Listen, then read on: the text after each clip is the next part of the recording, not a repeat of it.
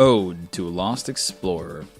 This is the fictional travel blog through the procedurally generated universe of No Man's Sky.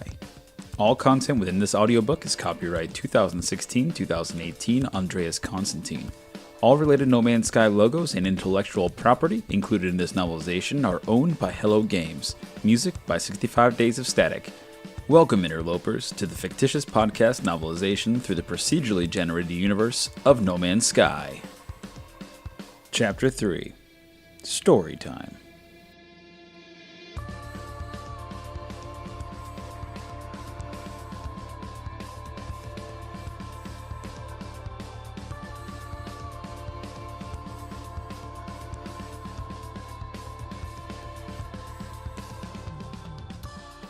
Two problems. First, I froze during the first night while I was outside camping. So I slept in a cave. It was warmer, but still damp. Damp as a wet towel. But I survived the night. However, I've noticed that this planet lacks amenities for winter camping, as well as winter sports.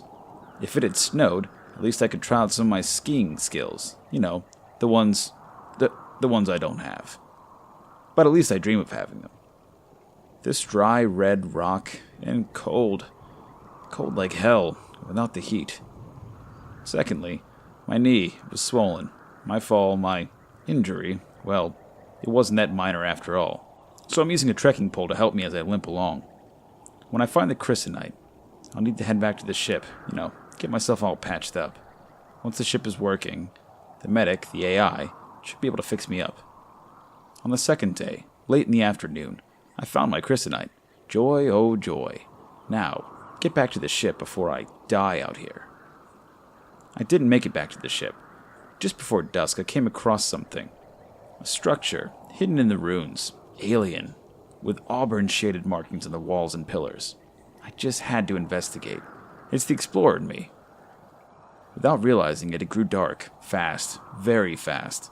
So I had to spend another night out in the wilderness. This time, in the safety of the ruins.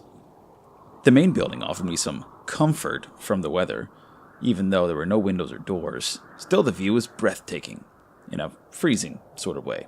In the morning, I found a strange circular shape carved out of fragmented stone from the ground, a plaque of sorts. I reached out to touch it, and it seemed to spring to life.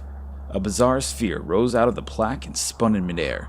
Dare I say, then I lost track of all time, sense. I had no idea where I was. A language I had never heard before filled my head, and yet somehow I understood. A story played out in crashing silence, the destruction of Corvus Prime and the ascent of the Gek? Who the hell are the Gek?